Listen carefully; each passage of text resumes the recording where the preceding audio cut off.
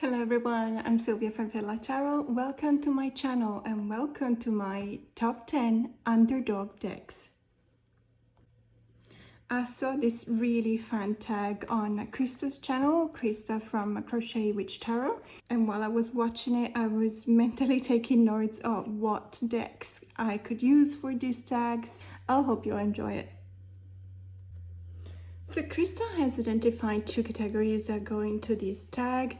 And the first one is decks that I used to have and then I rehomed them. But then I realized that I actually really needed them and I bought them back. And the second category is decks that for some reason I thought I would not have connected with, but then when I bought them, I totally did. Okay, so I don't really have an order of appearance for these decks. Also because it just so happens that apart from a couple of decks, all of the decks that I'm going to show you today are decks that were in my collection, and for some reason at that time they just didn't click with me and I considered giving them away. And but then with time, whether I evolved in my practice or I changed perspective on a few things, and I decided to buy them back. And when I finally got them back, I realized that they were really interesting, and I now enjoy using them. So the first one is the Literally Witch's Oracle, and it's by Taisia Kitarskaya and Katie Coran.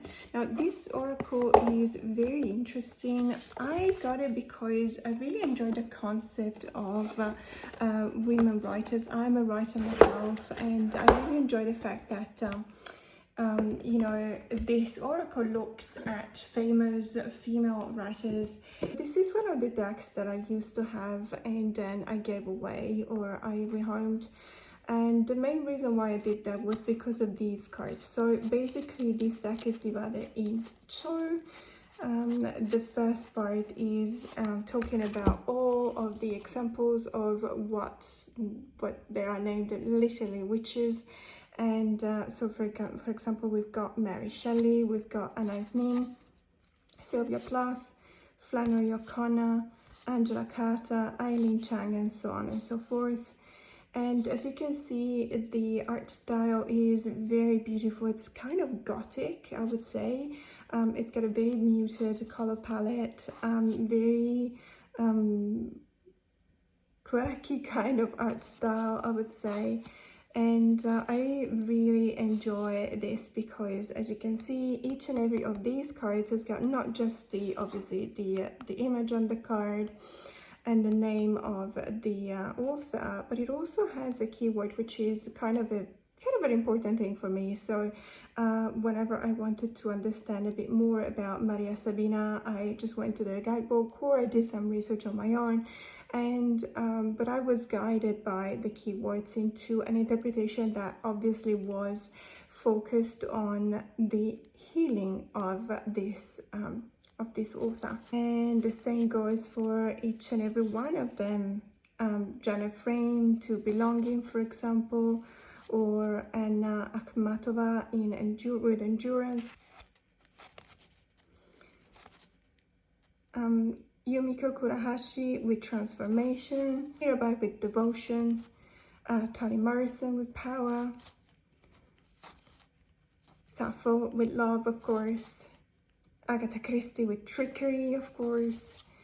As you can see, it's very interesting, it's very on point, and if you know anything about these authors, it is very evocative. The keywords would definitely point to something very recognizable, whether it's linked to the story, the life story, the bio of these authors, or maybe perhaps it's something that they used in their writings. I found it very interesting. What I could not really find a use for were these cards. So these cards are basically they are very similar to the concept of a witch's familiar, and they are basically tools used in the practice of these witches. the problem was that these are just, to me, they look like flashcards. So for example, you've got chicken with the keyword chicken, you know, tree with the keyword tree, keyword or title, rather title than keyword, volcano, mushrooms, milk, moon, lion, ghost, glove, etc. So my problem with this is that this is not very evocative to me. I can most likely focus on the image. I can see that it's a house. I don't necessarily need the keyword or the title to tell me that. I can look at the colors that have been used. I can look at the structure. I can look at the context. For example, if I pull this card, if the doll card in a spread, what does it mean? Perhaps it's a reference to an inner child work, or it's got the same meanings of the Six of Cups, perhaps, or something like that. But it was something that was not consistent to me. The way in which I approached the reading of these specific cards as prompt felt like I was just improvising. And in many cases, while this is completely legitimate, in other cases I felt like it was a bit forced. Like these cards in this deck were literally just forcing me into a direction that I was not comfortable in taking. I hope it makes sense. So for that reason, I actually either gave this deck away or traded or sold it, I remember, but it was quite a few months ago. And then I thought that when I got the Tarot, I looked at it and I felt like it would have paired really well with this deck. And I was still hesitant in buying this deck again because of these cards. However, when I did and I paired it up with the Tarot, I realized that there is a fantastic use for these cards as writing prompts. So it is a very beautiful match in the sense that the Tarot obviously is referred to Edgar Allan Poe, and if you are familiar with that deck, it's got an image, but then it's got a quote from one of Poe's writings. And using these cards in the spread with that tarot actually gives incredibly inspiring results. That's why I just rediscovered this deck, and it's definitely one of my top 10 underdog decks because I would have never thought that I would have found such an interesting use for it. So this is the Literally Witch's Oracle. And this next deck is the Macap Tarot by Sam West. If you're not familiar with it, it's the one that comes in a big black box in the shape of a coffin. And the box is very big, so I still have it, but I actually keep the tarot in a bag because I do use it quite a fair bit. So the Macap Tarot is, again, one of those decks that I used to have, and I just had a few issues with recognizing the core cards because the author had changed the name. The author also changed the name of the suits, but that's not necessarily an issue because it was still very easy to make the association, for example, between daggers and swords. So that wasn't the main problem. The main problem was, as I said, the renaming of the core cards. Now, what happened was, for example, Massacre is the King and Bones is Wands. So the Massacre of Bones is the King of Wands. Now, what happened was that this deck was featured in pretty much every channel around Halloween. It was a really fun but also very deep deck to use. And I was really jealous because I was like, oh, I really would like to use it as well, but I used to have it and I gave it away because it didn't resonate. It was not immediately usable to me to just try and remember the reassignment of the chord cards. But then I watched a video in Simon's channel, Simon from the Hermit's Cave, and I I just decided to get the deck again quite recently, and now I'm basically keeping it on my desk and I'm having a look at it or using it every day. And I hope that I will find a different way to memorize the four cards. For example, Nightmare of Cups, Knight is the same root as Knight, as in the Knight of Cups, so Knight and Nightmare. That's an easy one, as you can imagine. And I know that Massacre is the king, Haunting is the queen, and Terror is the page. So it's just a matter of, you know, using it, practicing with the deck, and finding maybe different ways to memorize the cards. But it's such a fun deck, and I actually use it a lot with a few oracles that I've got, as in specific a French oracle which is called Or et Ombre, and it pairs up really, really well, especially when I do moon related readings, because that oracle has got all of the moon phases, and I just have to pick the card related to the moon phase in which we're in, and then I would just pull cards from this deck in order to see what the advice is. So this is the Macap Tarot. And the Spacious Tarot has got a very similar story. Basically, when I got it the first time, I was in awe. I was absolutely in love with the color palette, with the images on the cards, with the fact that it's a deck that does not have any humans in it. It's literally just nature and some animals, not even that many. It is a landscape, primarily based on landscape. It's a really beautiful deck. It looks at first sight, it looks like a gentle, like a kind of a hug deck, because it doesn't feel confrontational. However, I must say it's a very sharpshooter.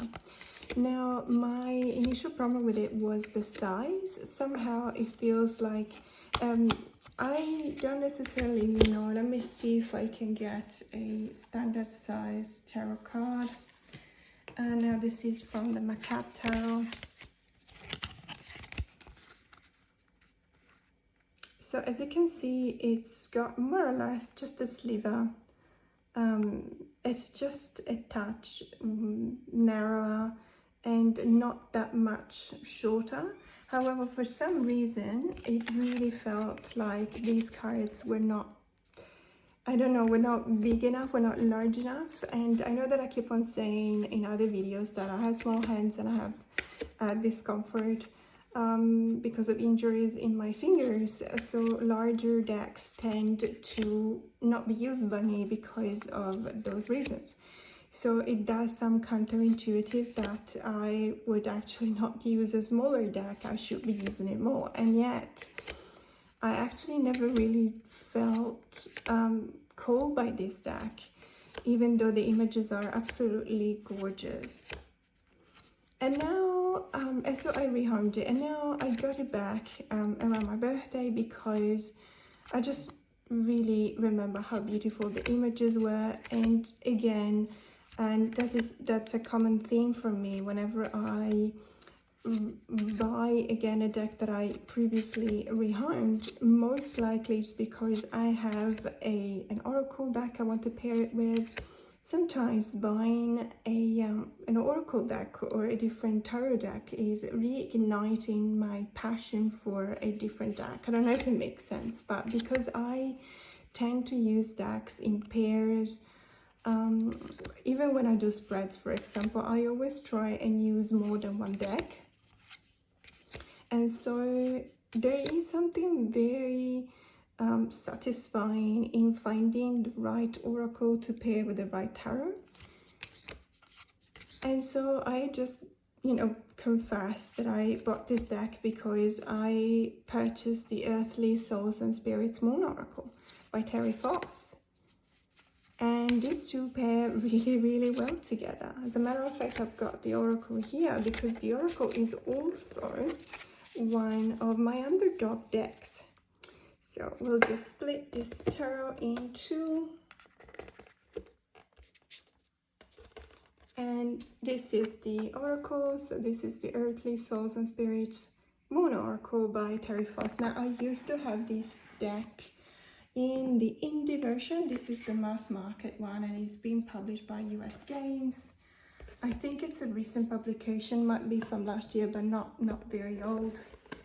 In any case, I did get this deck maybe 2-3 weeks ago at the beginning of February, and it was a purchase that I was really happy about, because again, it's one of those decks that I thought, for some reason when I got it, I thought that I wasn't really vibing with it. It wasn't really resonating with me.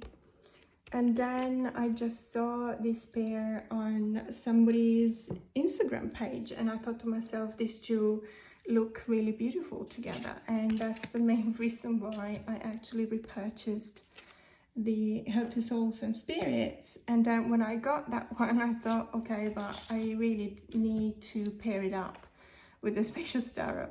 So this is the convoluted story that has brought me to repurchase basically both of these decks. And that is also the reason why these two are in my top 10 underdog decks. I mean, as you can see, there's such a really nice conversation going on between these two decks. The colors are very similar, the line work is very similar, the style is very similar, but I do believe that they pair up really well when it comes to the energy as well. And so I'm really happy that I got these two back. So this was the Spacious Tarot and by Karen Mellon. And this is the Earthly Souls and Spirit Moon Oracle by Terry Foss. And the next deck is the Wandering Soul Oracle by Rachel Jean. She's from Melbourne, so she's a fellow Australian.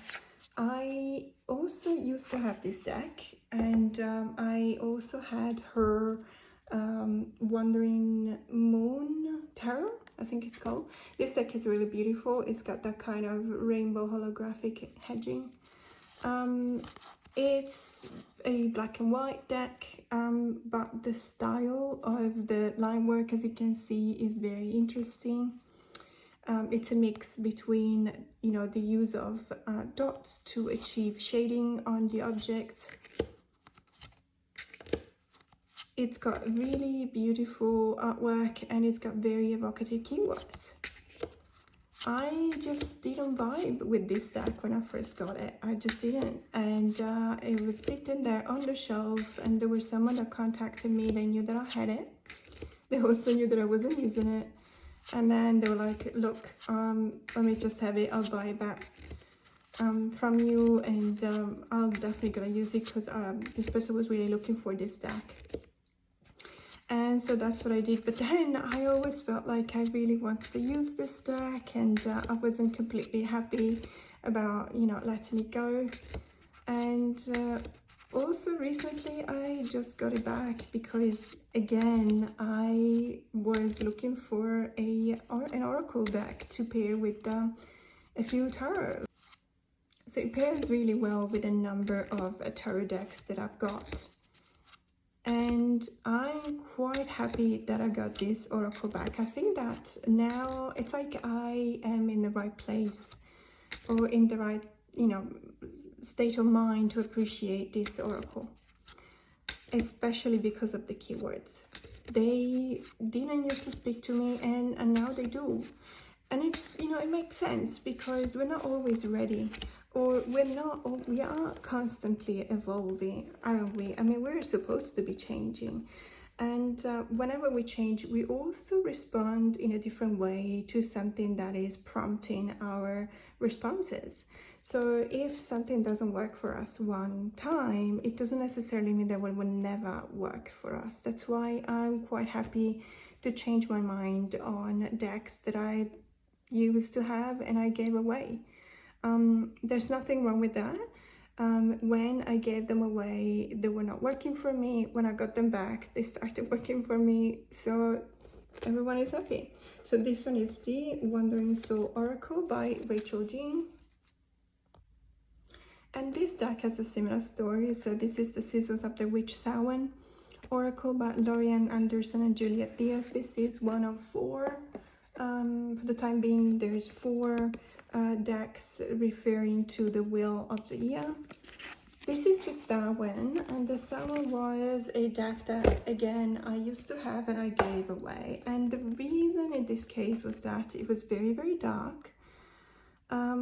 But also because I have to be honest, the sentences at the bottom of the card, where, for example, the keywords were very useful for me, they hit the spot, and I used to use them all the time. When it came to the reading the sentences at the bottom, I actually had some difficulty. I had some trouble. Not necessarily trouble understanding. The trouble was to make sense of them. They are most of the time in some kind of a poetic form, which is absolutely fine. However, I felt like it was engaging the wrong part of the brain. I don't know if it makes sense, but basically we have different parts of the brain that are engaged whenever we are stimulated with something. When it's, in this case, the intuition that was stimulated by reading the keywords was kind of clashing for me with the introspection that was triggered whenever I was reading the sentence. And so it just didn't work for me. It wasn't working. But then again, I saw this deck being paired up with the Murder Occurs Tarot by Roy, and it was just love at first sight. I knew I had to have it again, so I bought it again and I started using it again. And to be honest with you, I still find it difficult for me to understand or to know how to use the sentences. So what I do, I exclusively focus on the keywords, and it works like a charm. And of course, it's very beautiful. So this is the Seasons of the Witch Samhain Oracle by Lorianne Anderson and Juliet Diaz.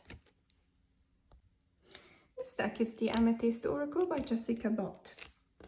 This oracle, I resisted, I don't know why, but for some reason, whenever I saw it coming up, this is out of print unfortunately, but I saw it coming up a couple of times in the past on a few of my Facebook groups.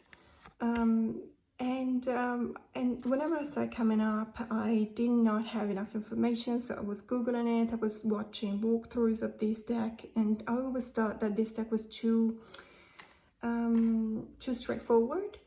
And I did not think that it was going to work for me, and so I never got it. And I don't know how to express the surprise. At a certain point, I just saw it for a very, very, very good price, and I thought to myself that I couldn't pass on the opportunity. And I also thought, you know, just have a look, try it out, and if it really doesn't work, then, you know, I can give it to someone else. But I don't know, I started using it, and it just, I really, really fell for it. It works. Not just the keywords and the symbols. I really love the fact that there's symbols as well, for example. The color palette is just right, and the images are very evocative.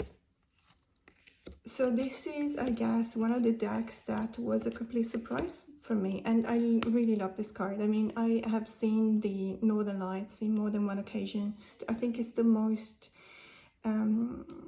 evocative and moving, poignant experience a human being can have whenever it comes to you know, having and feeling in touch with nature. So I've seen them a few times in Iceland and in Norway, above the Arctic Circle. The way in which they dance in the sky is something out of this world. It's something that it really makes me emotional even thinking about it. And it is totally, totally worth the minus 25 degrees Celsius that I had to go through in order to see them. And even though I got really sick afterwards, but it was one of the most emotional moments in my life. And I was, you know, sometimes there's just that one card that resonate so much, and you just have to have that deck. But in this case, it wasn't just that card, although I have to admit, when I saw that card, I thought to myself, I really have to have this deck. And when I started using it, it just makes me happy whenever I can connect this much with the deck. So that was an absolute surprise for me. This is, again, the Amethyst Oracle by Jessica Bott. And another deck that I resisted buying for so long is the Cursed Ogress tarot deck by Anna Sora. And I think you all know why I resisted buying this deck for so long. It's a deck that can be confrontational, to say the least. There's a few cards in this deck that are, let's put it this way, very intense, very strong. And when I say intense and strong, and that was one of them, I'm not going to show it, but it shows something very, that can be even disturbing or triggering in some cases, many of these cards. I do have arachnophobia, or at least I'm trying to live with arachnophobia and reconcile that with the fact that I live in Australia, which is a country which is full of spiders. So this deck, I finally got it, even though I knew that there were those cards. And the reason why I got it was because I was going through a difficult time, and this difficult time was really I was trying to find the reason why to be here. It's obviously related to other stuff that I was working on. And when I saw this deck, I felt the raw power, the raw emotional power of these cards. Suddenly I stopped seeing them as confrontational, and I started seeing them for what they truly were communicating to me. And I started identifying with the most confrontational cards of this deck. And that's why they did a wonderful, wonderful job for me in accessing that raw power that is only given to you thanks to your primal fear, to the emotion and the strength and the adrenaline that is triggered by that primal fear, which is the fear of getting hurt physically. Obviously, we are scared of spiders because, well, in Australia they can literally kill you. There's two spiders that are venomous and deadly, two species. Even though we haven't had any deaths, I think, since 1954, and I think that almost all of the hospitals have, here in Australia, they have to have some anti-venom. So they're well equipped in case, you know, there are instances in which someone get bitten. But not to talk about these dark, these dark things. I really enjoy now this deck.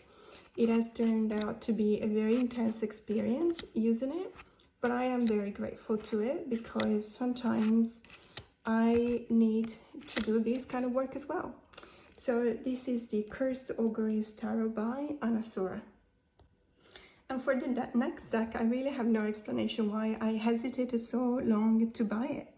It's the Oak Ash and Thorn Tarot, and it's so beautiful. For some reason, I didn't think that it would have been a deck that was going to resonate for me. I didn't know why. I just had this feeling. I thought, I'd rather not, because I was thinking I have several other animal decks, and this one looks like an autumn kind of deck for me, and associating a deck so strongly with the season is a bit problematic for me, because even though I have lived in Australia for 15 years, I still struggle to identify the, you know, the upside down seasons that we have.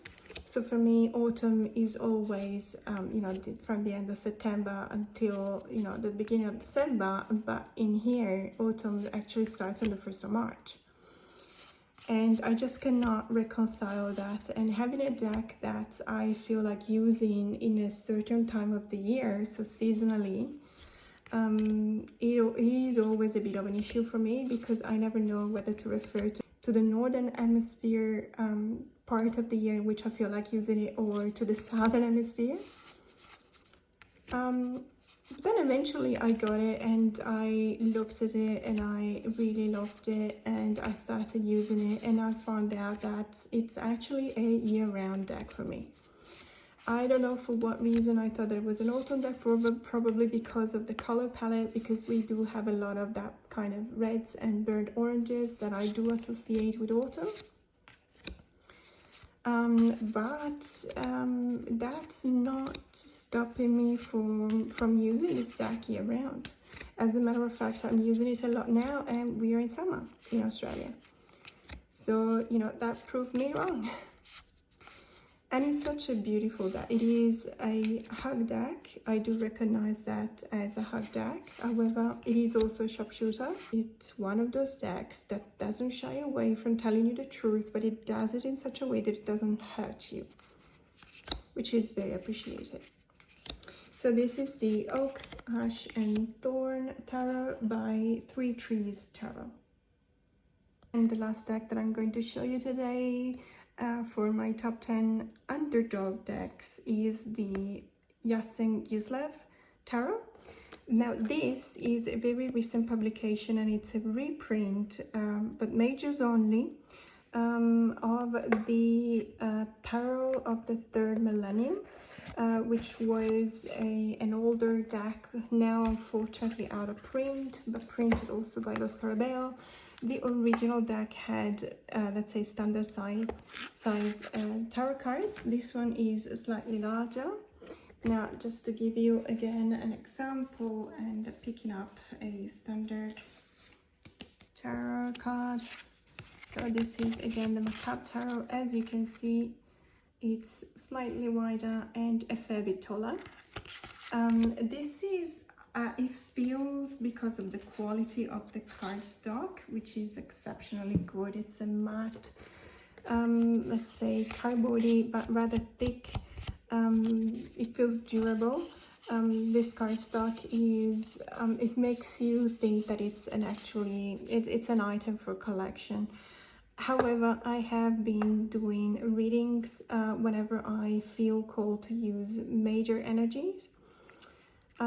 This deck is just amazing. The artwork is fantastic. As you can see, it's a black and white, but it's actually made in such a way that there's a lot of shades of gray to achieve depth of field in the cards.